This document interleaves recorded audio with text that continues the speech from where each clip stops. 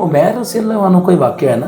कि जो वो जो पोशाक पहनते थे और फिर वो जो खुशबू लगाते थे, जब वो गलियों और बाज़ारों में से गुजरते तो औरतें देखती थी और उनको पता चलता था कि ये मूसा भी हो सकता है। जिस जगह से गुजरते थे ना, बाद में किसी ने ढूंढना होता तो उनकी खुशबू से पता चल जाता है यहाँ से गुजर गए। और जो कपड़े एक बार पहन लेते हैं, इतना अमीर तरीन है कि कोई कमी नहीं दुनिया माफिया की किसी नेमत की। और जब हुजूर अलैहिस्सलाम का दीन कबूल किया, मुसलमान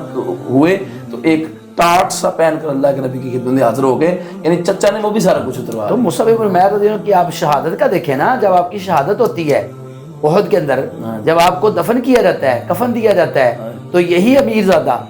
कि जो एक मरतबा कपड़े पहनता था दोबारा पहनता नहीं था, और आज जब शहादत हुई है तो ये कैफियत है कि कफन के लिए वो चादर इसके बाल में से दस्तयाब हुई है कि अगर सर पे दी जाती है तो पाँव नंगे हो जाते हैं, अगर पाँव पे दी जाती है तो सर नंगा हो जाता है। रसूलुल्लाह सल्लल्लाहु अलैहि वसल्लम ने फरमाया भी सर पे और चेहरे पे दे दो और पाँव पे इज़खर घास दे दो। यानी रसूलुल्लाह सल्लल्लाहु अलैहि वसल्लम ने ये देखें ये तरबियत दी है ना, वगरना वो चाहते तो क्या वो माल इकट्ठा नहीं कर सकते थे, और वो इस तरह के काम। और सिद्दीक़ अकबर रज़ी अल्लाह तआला के बारे में हमने पढ़ा है कि जब उनका वफ़ात का वक्त आया तो अम्मा जी आयशा रज़ी अल्लाह तआला अन्हा को वो जो नई चादर लेके आई और पुरानी चादर दे के कहने लगे बेटा ये नई चादर किसी जिंदा के काम आ जाएगी और मुझे पुरानी चादर के अंदर कफन दे देना। यानी देखे ना, कफन हर शख्स का ये चाहता दिल कि अच्छे से अच्छा कफन हो जाते हुए, लेकिन वो क्या कह रहे हैं कि अच्छी और नई चादर किसी जिंदा को दे देना, उसके काम आएगी, मुझे पुरानी चादर के अंदर कफन दे दो।